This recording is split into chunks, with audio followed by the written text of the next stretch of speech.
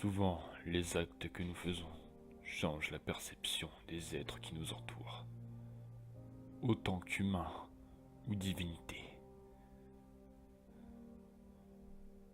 Une unité de 4 chasseurs a presque réussi à changer le cours de l'humanité et de la guerre qu'ils ont perdue contre le Dishfura.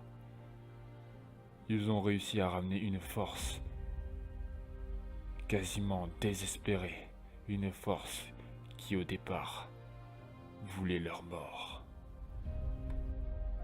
Quand Astralis est descendu sur Terre pour le jugement dernier, cette unité de 4 chasseurs valeureux et déterminés ont réussi à abattre la créature.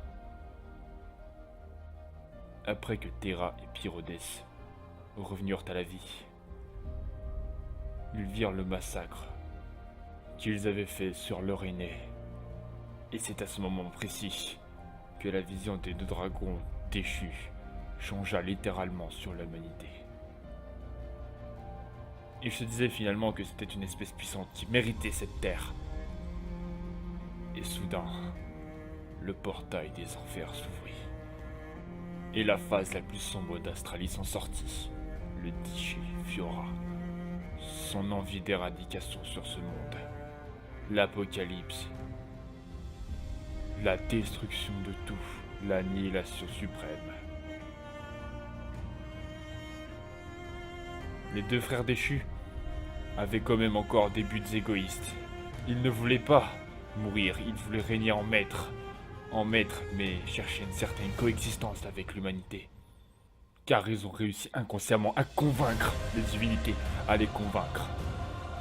Car ils ont réussi à tuer leur aîné, Astralis. Cette profonde haine qu'ils ressentaient envers lui. Car il les avait bannis, humiliés, détrônés de leur rôle de dragon créateur. Alors c'est pour ceci que maintenant Terra et Pyrodes se battent aux côtés de l'humanité. Ils veulent éradiquer le Dishfura pour maintenant régner sur un monde de semi-paix et de conquête. Mais ceci ne se déroulera jamais. Car l'annihilation suprême se déroula comme prévu. Astralis, enfin Dishfura, sa conscience la plus maléfique et destructrice, réussit son but ultime, d'éradiquer ce monde, pour en créer un nouveau, sans divinité, sans dragon ancien. Une terre aride, sans vie. Les êtres les plus purs sont parfois les plus maléfiques. Cette histoire peut en prouver. Astralis, un être de bonté et de création qui voulait donner vie, a finalement été contraint d'éradiquer ça de ses propres mains.